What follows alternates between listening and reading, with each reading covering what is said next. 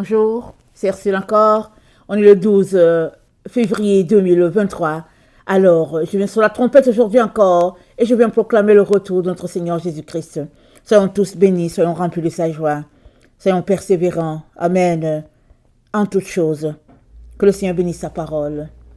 Alors, on a vu que le tabernacle de Dieu est avec les hommes, c'est-à-dire Dieu lui-même habite au milieu de ses enfants. Amen.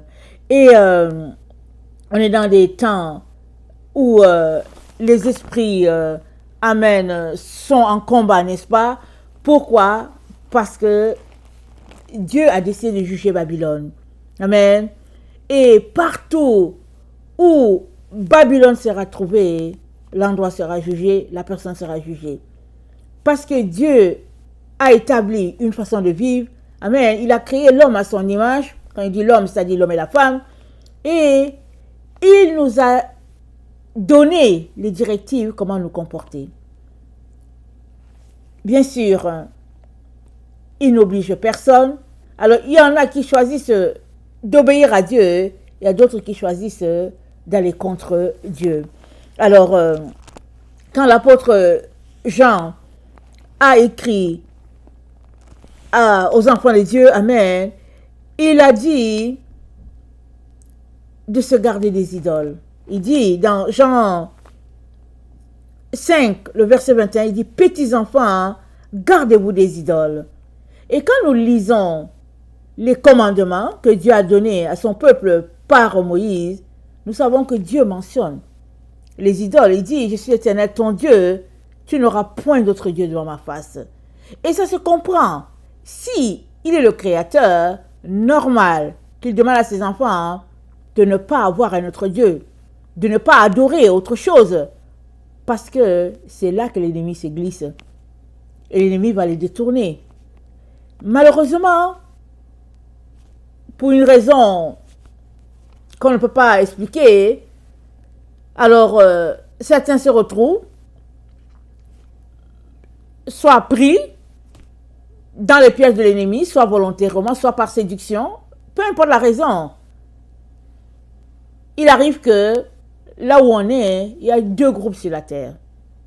Il y a deux groupes. Le groupe de ceux qui marchent avec Dieu et le groupe de ceux-là qui s'opposent à Dieu. Et alors que on est complètement à la fin, il y a encore plusieurs enfants de Dieu qui sont pris, n'est-ce pas, dans les séductions de l'ennemi. Et Dieu fait tout pour aller les chercher. Amen. Et il est donc important que si tu marches selon Dieu, amen, il est important que tu t'assures que tu es en train de marcher selon ses directives et non selon les directives de l'ennemi. Alors, dans notre temps, on marche avec plusieurs dénominations. Il y a plusieurs dénominations sur la terre. Et on se dit, oh, moi, je suis de telle dénomination, moi, je suis de telle autre. Et puis, tous, on se dit qu'on s'en va pour le ciel. Mais si on s'arrête pour regarder, on va voir au fait que c'est une seule église qui a été scindée en des milliers de morceaux. C'est l'église de Laodicée. L'église de Laodicée a été divisée en plusieurs petits morceaux en notre temps pour faire croire à l'enfant de Dieu qu'au fait, il est différent de l'autre. Mais sinon, toutes les églises réunies, amen, elles ont été taillées à l'image de Laodicée. Et Laodicée, c'est l'église à laquelle Jésus-Christ a dit, je te vomirai si tu ne changes pas. Pourquoi? Parce qu'elle marche exactement comme Dieu a dit de ne pas marcher. Genèse 3. L'arbre de la connaissance du bien et du mal. C'est dans ce piège-là que Ève est tombée et a emporté avec elle son mari. Et Laodicée, c'est le prototype. Si bien que tout est tiédeur. Et plusieurs enfants de Dieu sont là, dans l'illusion, dans le leurre, certains se disent, oh non, moi je suis à l'endroit où on parle en langue. L'autre dit, je suis à l'endroit où on guérit. L'autre dit, je suis à l'endroit où on chasse les démons. Et puis chacun pense que, au fait, son église est meilleure que l'autre. Mais une fois réunies toutes ces églises-là, elles sont toutes là Laodicée. Elles sont contre Dieu. Et tous ceux-là qui continuent de pratiquer les œuvres de Laodicée vont se retrouver avec la marque 666. Et la marque 666, elle n'est pas forcément visible. Sauf si tu connais la personne, que tu sais que la personne marche sur un 666. Sinon, quand tu vois une personne, tu peux pas savoir si elle marche sur un 666. Parce que le 666, c'est une marque invisible, mais une marque visible dans le monde spirituel, je veux dire. Mais à l'œil nu, là, comme ça, on ne le voit pas. Mais, c'est quoi le 666? Alors, lisons. On sait que c'est la marque de Satan, c'est la marque de l'ennemi. Mais 666, ça représente quoi? 666, c'est un trio diabolique. Amen. C'est un trio diabolique qui imite la Trinité divine. Le 666, donc, c'est le trio de Satan. OK? Mais regardons un peu. Qu'est-ce que le 666 représente? Dans Apocalypse 13, Amen. Dans Apocalypse 13, parlant de la bête qui sort de la mer, voilà ce qui est dit. C'est dit, puis je vis monter de la mer une bête qui avait 10 cornes et 7 têtes et sur ses cornes 10 diadèmes. On voit déjà la Trinité qui est là. D'un côté, on a la bête. Alors, sur sa tête, il y a 2 cornes. Une corne à 7 têtes qu'on appelle blasphème. Une autre à 10 têtes qui sont des autorités. Alors, vous voyez, le trio est toujours là. Mais il y a quelque chose que vous devez remarquer. Le trio est sur la bête. Amen. Le trio est sur la bête. C'est ça que le Seigneur m'amène à pointer aujourd'hui. Parce qu'il y a beaucoup d'enfants de Dieu qui voient souvent 3 personnes. Amen. C'est-à-dire 1, 2, 3. Genre un peu, disons, 3 unités différentes, si on peut le dire ainsi. C'est vrai qu'il y a 3 personnes. Mais, remarquons une chose. Les 3 personnes, elles sont fondues en une seule personne. C'est ça que le Seigneur veut qu'on voit. Amen. C'est très important que tu vois cela. Amen. Alors, regardons dans Apocalypse 12. La Bible dit, un grand signe parut dans le ciel. Une femme enveloppée du soleil, la lune sur ses pieds et une couronne de 12 étoiles sur sa tête. Elle était enceinte, elle criait étant en travail et dans les douleurs de l'enfantement. Regardez bien. Un autre signe parut encore dans le ciel. Et voici, c'était un grand dragon rouge ayant 7 têtes et 10 cornes. Et sur cette tête, 7 diadèmes. On voit le dragon, c'est-à-dire le serpent, d'un côté, 7 têtes, de l'autre côté, 10 cornes. Ça fait 3. Regardons. Alors, retournons à l'Apocalypse 13. C'est dit, je vis l'une de ses têtes comme blessée à mort. Mais sa blessure mortelle fut guérie, et toute la terre était en admiration devant la bête. Et ils adorèrent, ils adoraient le dragon parce qu'il avait donné l'autorité à la bête. Et ils adoraient la bête en disant, qui est semblable à la bête et qui peut combattre contre elle. Il lui fut donné une bouche qui proférait les paroles arrogantes et des blasphèmes. Et il lui fut donné le pouvoir d'agir pendant 42 mois. Amen. Et donc, pendant 42 mois, elle a le pouvoir d'agir. Et puis, elle agit comment? Elle agit en maltraitant les enfants de Dieu, en vraiment les faisant vivre des choses vraiment terribles. Amen. Et dans Apocalypse 14, au verset 9, c'est dit ceci. Et un troisième ange les suivit en disant d'une voix forte, si quelqu'un adore la bête et son image et reçoit une marque sur son front et sur sa main, il boira lui aussi du vin de la fureur de Dieu, versé sans mélange dans la coupe de sa colère. Donc, il y a une bête et il y a son image. Amen.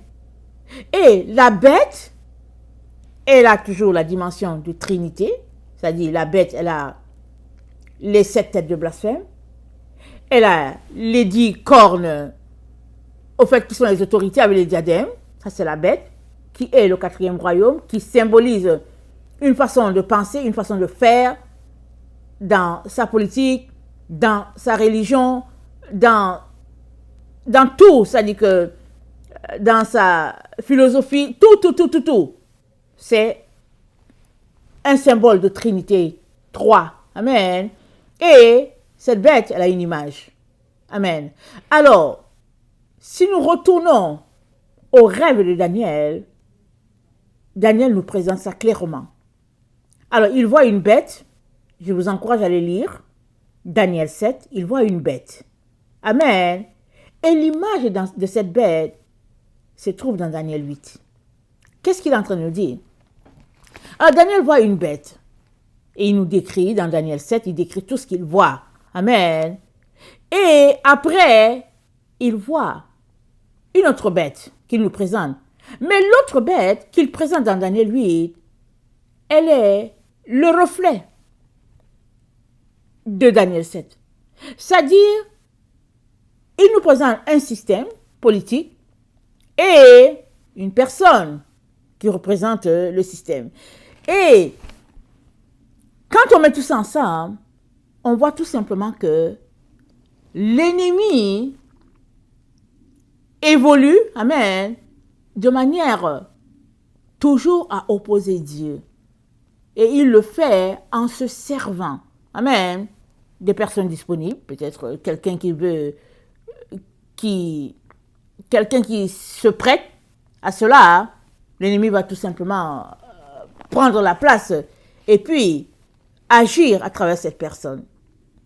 Et dans les temps où nous sommes, donc, puisque c'est un temps prévu, c'est un temps qui a été annoncé depuis Daniel, amen, Dieu nous présente que la bête, amen, qui va s'opposer à Dieu, aura pour identité, voilà, le 666. Donc, toutes les personnes de la terre qui ne se retrouveront pas à adorer le vrai Dieu, ou bien qui seront trouvés impurs devant la sainteté de Dieu, voilà, ils se retrouveront à adorer le 666 et ils seront marqués du 666. Alors, le 666, ce n'est pas juste une marque de commerce, ce n'est pas juste de l'argent, c'est pas... le 666, c'est le nom de quelqu'un. C'est le nom d'une personne. Ça représente une personne. Et cette personne, c'est l'ennemi de Dieu. Et cette personne, c'est le fils de perdition. Cette personne, c'est ce qu'on appelle l'antichrist. C'est une personne, ce n'est pas trois. C'est 3 personnes fondues en un. Amen. Et c'est là le mystère de l'iniquité. C'est là le mystère qui est lié aux pratiques diaboliques. La sorcellerie, la magie, et la Bible appelle ça un miracle. Regardons 2 Thessaloniciens.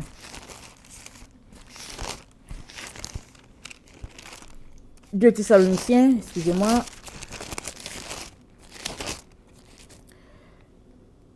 Le verset 7 dit, « Car le mystère de l'iniquité agit déjà.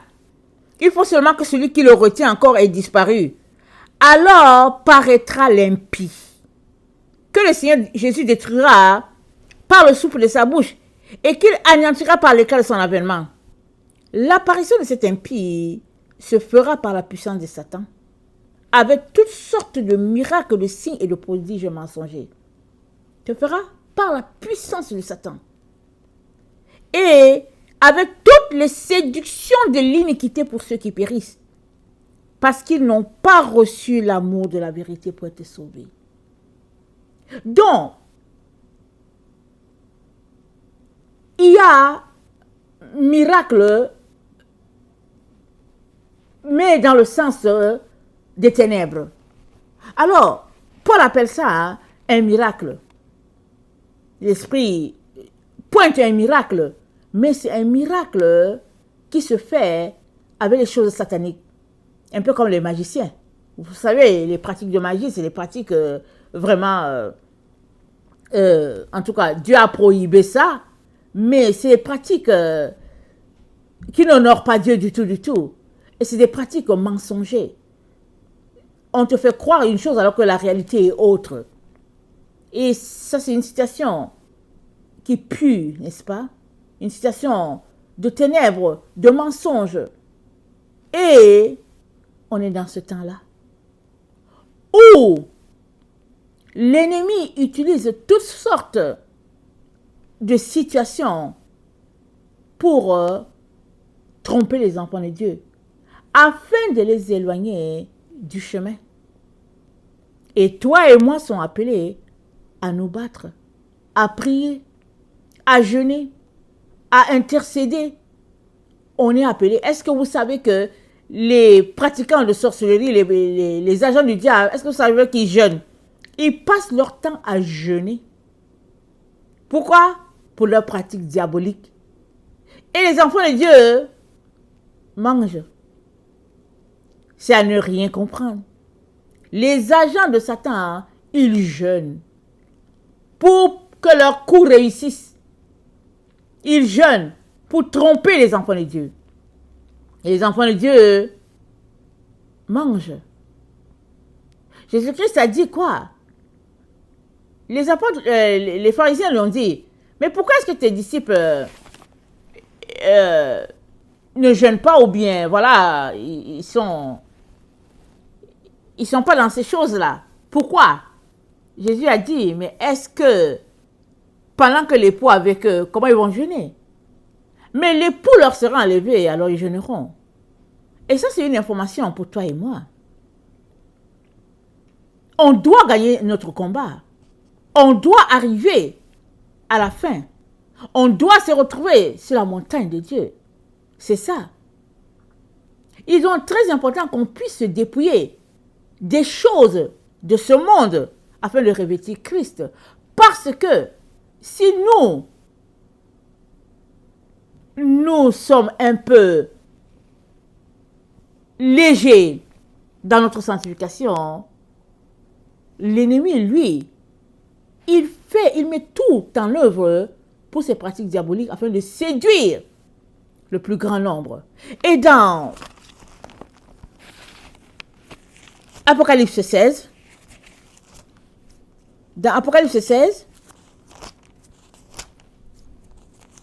c'est dit, au verset 13, c'est dit, « Et je vis sortir de la bouche du dragon, et de la bouche de la bête, et de la bouche du faux prophète, 3 esprits impurs, semblables à des esprits de grenouilles. » C'est ça que Jean a vu. Mais qu'est-ce qu'il a vu? C'est 3 en 1, si on peut le dire ainsi. C'est ça qu'il a vu.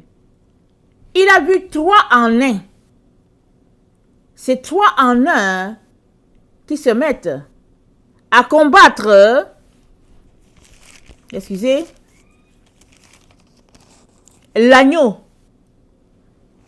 C'est ici, Apocalypse 19. C'est dit, puis je vis le ciel ouvert, et voici pareil un cheval blanc, celui qui le montait s'appelait fidèle et véritable. Il juge et combat avec justice. Ses yeux étaient comme une flamme de feu, sur sa tête étaient plusieurs diadèmes. Il avait un nom écrit que personne ne connaît. Si c'était lui-même, il était revêtu d'un vêtement teint de sang. Son nom est la parole de Dieu. Les armées du ciel sont... Les armées qui sont dans le ciel le suivaient sur des chevaux blancs, revêtus d'un fin lin blanc pur.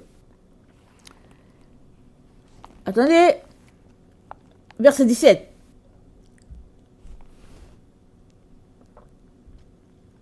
Voilà, verset 19, excusez-moi. Et je vis la bête et les rois de la terre et leur armée rassemblés pour faire la guerre à celui qui était assis sur le cheval et sur son armée. Et la bête fut prise, et avec elle le faux prophète qui avait fait devant elle les prodiges par lesquels ils avaient séduit ceux qui avaient pris la marque de la bête et adoré son image. Ils furent tous les deux jetés vivants dans les temps, ardent de feu et de soufre. Donc il y a une bête qui a derrière elle une armée, et il y a la parole, amen, c'est-à-dire notre Seigneur, qui a aussi son armée. Mais c'est une personne. Amen. Il y a une personne. La bête, c'est une personne. Elle est en trois. Il y a fonte. Fonte de trois en un. C'est ça qui est expliqué ici dans Apocalypse 16. Quand dit le verset 13. Je vis sortir la bouche du dragon et de la bouche de la bête et de la bouche du faux prophète. Trois esprits impurs. C'est-à-dire, Jean le voit dans le spirituel. Il le voit en esprit. Amen. Mais au fait, c'est une personne. Quand on regarde avec nos yeux, amen, humain, c'est une personne. Il y a fonte de trois personnes en un. Et c'est ça le mystère de l'iniquité dont Paul parle, qui est fait par les pouvoirs mystiques, par du satanisme, par de la sorcellerie, par des choses, des astres, des sirènes, toutes ces affaires-là. C'est ça que Paul pointe. Et il dit dans dans 2 Thessaloniciens 2, amen, la situation est tellement intense, n'est-ce pas, que Paul met en garde les enfants de Dieu. Et surtout, il dit, car il faut que l'apostasie soit arrivée auparavant et qu'on ait vu paraître l'homme du péché. On sait que dans le temps de l'apostasie, on sait aussi que l'homme du péché a déjà paru, on le sait aussi. Mais voilà ce que Paul pointe. Il dit, c'est l'adversaire qui s'élève au-dessus de tout ce qu'on appelle Dieu. Pourquoi? Parce que Dieu a dit que ses enfants ne doivent pas toucher à ces choses-là. Pas de sorcellerie, pas de mysticisme, pas de mensonge, pas de lecture des boules dans les mains et toutes ces affaires-là, l'adoration avec les choses de serpents, faire passer les enfants par le feu, tout ça là, c'est interdit dans la parole de Dieu. Amen. Mais la personne se retrouve à pratiquer ça.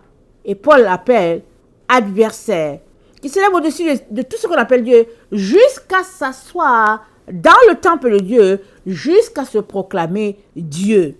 Et voilà ce que Paul dit. Il dit, attendez, il dit, quand le mystère de l'iniquité agit déjà, il faut seulement que celui qui le retient encore ait disparu, et alors paraîtra l'impie que le Seigneur Jésus détruira par le souffle de sa bouche.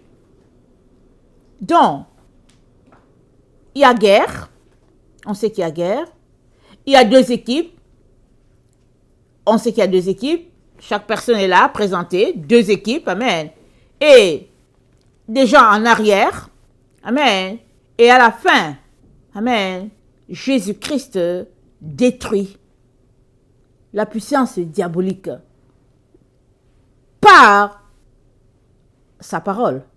Parce que Jésus-Christ, c'est la parole, on l'a lu dans Apocalypse 19. C'est par la parole que Jésus-Christ va détruire la puissance diabolique. Mais il a détruit comment? Il a détruit par chacun de ses enfants qui décide de combattre le satanisme. Parce que si tu refuses de combattre les œuvres des ténèbres, elles vont venir t'envahir. Tu dois combattre.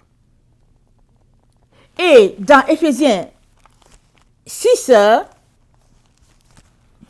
Paul nous dit, au verset 12, il nous dit, car, excusez ma feuille, je vais la décoller un peu.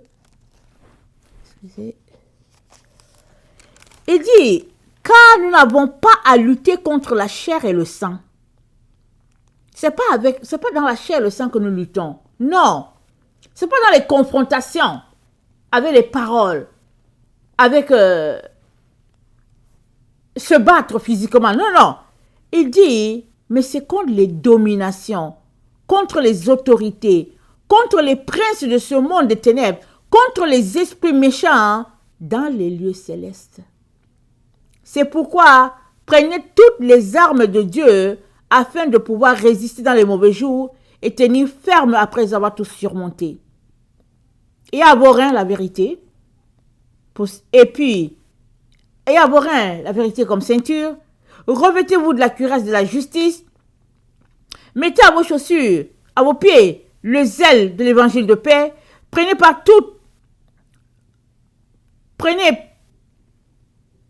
par-dessus tout cela le bouclier de la foi, par lequel vous pouvez éteindre tous les traits enflammés de l'ennemi. Prenez aussi le casque du salut, qui est l'épée de l'esprit. Donc, tous ces éléments-là sont très utiles pour tout enfant de Dieu qui marche selon les directives du Père. C'est utile pour toi. Tu en as besoin. Pourquoi? Parce que l'autre équipe, il fonctionne avec les pouvoirs mystiques, avec le satanisme, avec les incantations, avec les invocations des choses diaboliques, des sirènes, des serpents, toutes sortes de choses. Il est donc très important, dans les temps dans lesquels nous sommes, de combattre selon les conditions du Père, de se vêtir des armes du Père et de marcher dans la parole, dans le jeûne, dans la prière, parce que toutes les sphères de la société sont infectées. Toutes les sphères, il faut que je te dise. Dans les hôpitaux, c'est infecté. On ne sait plus qui est vrai médecin, qui est faux. Ils sont tous, la plupart sont dans les choses mystiques. Partout, tu vois, dans les services, partout, les gens pratiquent les choses démoniaques. Pourquoi? Parce que c'est écrit. Paul nous a dit, dans 2 Timothée 3, il a dit, dans les derniers temps, les gens seront amis de l'argent, blasphémateurs, fanfarons. C'est ça qu'il dit.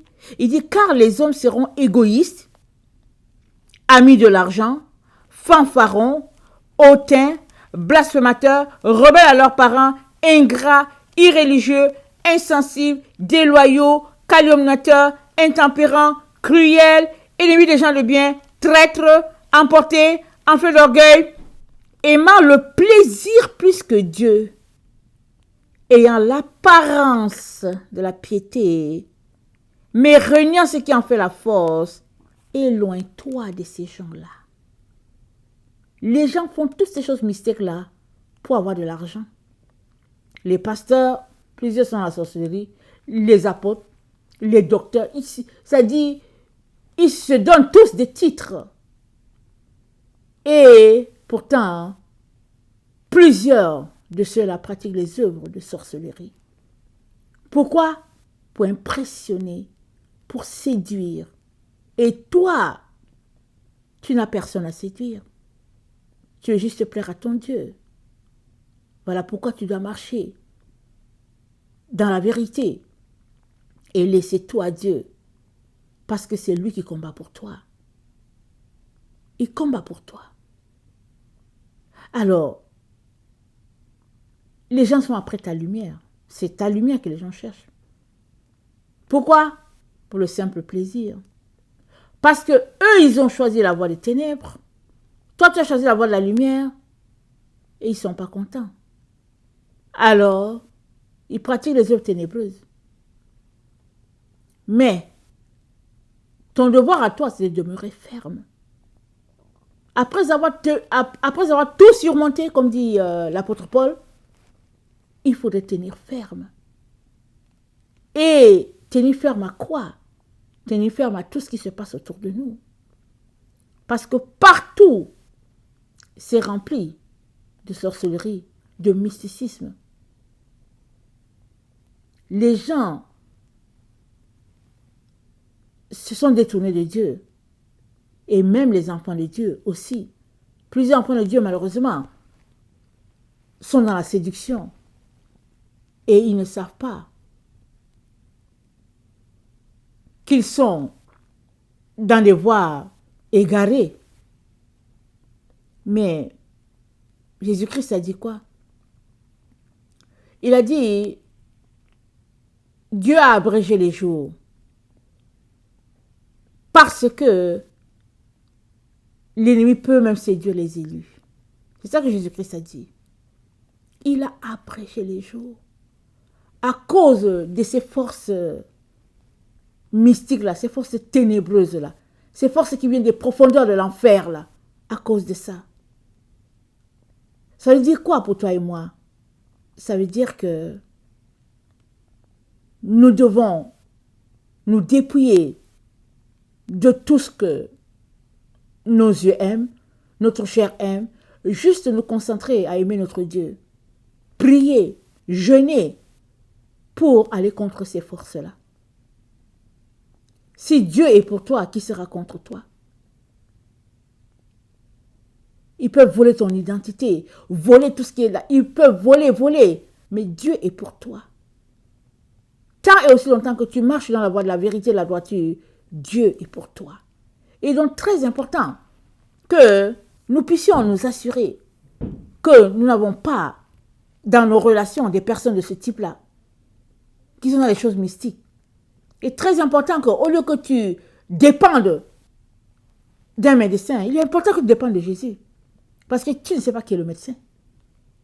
Il y en a plusieurs qui disent qu'ils sont dans la médecine, mais la médecine, la pratique de la médecine telle que nous la connaissons, elle a changé. Plusieurs de ces médecins sont des pratiquants de sorcellerie. Qui est vrai médecin et qui ne l'est pas? Il n'y a que Dieu qui peut te révéler cela. Ça, c'est dans ton intimité avec lui. Tu dois augmenter le feu en toi. Regardez un peu la lumière. La lumière, quand elle est allumée et quand elle brûle, il n'y a pas un insecte qui tourne autour parce il va tomber tout de suite, n'est-ce pas? Alors, les insectes, ils sont loin parce que la lumière brûle. C'est pareil. Plus tu es intense dans ta relation avec le Seigneur, plus les puissances démoniaques se tiennent loin. Ils se tiennent loin. Ils font leurs histoires toujours pour t'atteindre, mais Dieu te protège à cause du feu que tu allumes.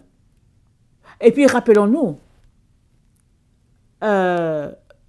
Balak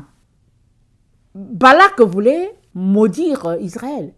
Il allait voir Balaam. Et Balaam lui a dit, c'est un peuple qui est béni. La seule manière, c'est de le faire tomber dans les invocations d'esprit, les choses, l'impudicité, les choses comme ça. Mais sinon, Dieu les protège. On ne peut pas les maudire, Dieu les a déjà bénis. Donc, toi l'enfant de Dieu, Dieu t'a déjà béni. Tant et aussi longtemps que tu marches avec lui, Dieu t'a béni. Donc, tu dois veiller sur tes pas afin de ne pas tomber dans le piège. Parce que ces gens-là qui pratiquent la sorcellerie, le mysticisme, c'est des gens qui sont cruels, des gens qui sont méchants, des gens qui sont versés dans les choses des ténèbres.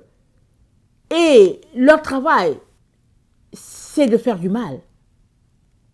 C'est ça.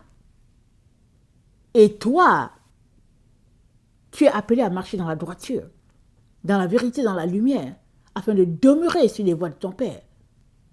Tellement, les pratiques des temps dans lesquels nous sommes sont tellement dans les choses ténébreuses que la Bible dit, appelle ça miracle. Des miracles mensongers. Et viens un temps où Dieu va détruire tout cela. Amen. Ça va détruire. Dieu va détruire tout ça, ça va périr, ces choses-là. Et toi et moi, devons nous accrocher à notre Seigneur pour ne pas tomber dans les pièges de ces gens-là. Et pour revenir donc à notre test, le 666, amen, c'est 3 personnes fondues en un. C'est des choses qu'on ne peut pas expliquer. Mais c'est la bête, le faux prophète, le serpent. C'est ça, fondu en un. Si bien que finalement, la Bible parle de dragon. Et tout cela pour venir, pouvoir combattre l'agneau. C'est ça. C'est pourquoi Satan se prépare ainsi. Mais quand on s'arrête, on se dit, est-ce que c'est parce que il ne sait pas que l'agneau de Dieu a la protection divine? Qu'est-ce qui se passe? C'est que il est opposant, il est adversaire, et en tant qu'adversaire, son travail c'est d'aller contre ce que Dieu a établi. Et toi, si tu es l'enfant de Dieu, tu ne peux pas marcher sur les voies de l'adversaire. Tu seras coupé. Il est donc très important de tout faire pour te retrouver dans le tabernacle de Dieu. Tu dois tout faire. Tu dois te battre. Tu dois te séparer. Tu dois couper. Tu dois tout faire pour te retrouver dans le tabernacle de Dieu. Et ça demande de toute ta personne, tout ton être. Il est donc très important de regarder en toi qu'est-ce que tu dois encore couper, qu'est-ce que tu dois jeter, et tu dois être dans cette entreprise-là jusqu'à ce que Jésus-Christ vienne. Parce que la Bible dit, je vais terminer avec ça, dans Apocalypse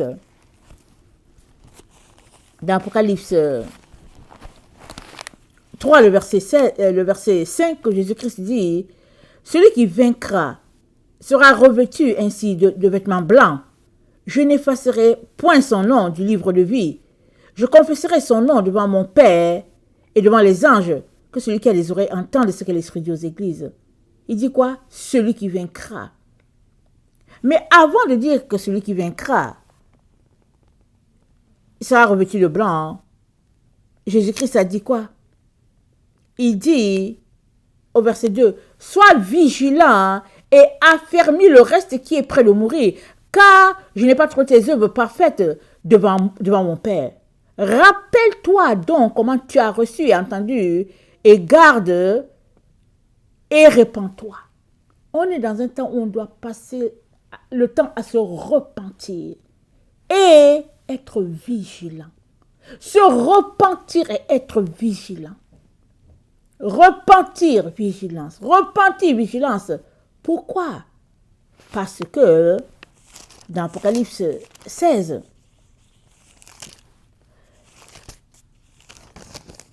le verset 15 c'est dit, « Je viens comme un voleur.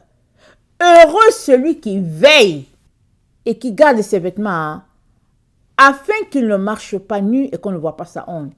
Heureux celui qui veille et qui garde ses vêtements. » L'ennemi met tout en œuvre pour voler tes habits, pour voler ton identité, pour voler, c'est-à-dire voler tout de toi. Voler, son travail c'est voler.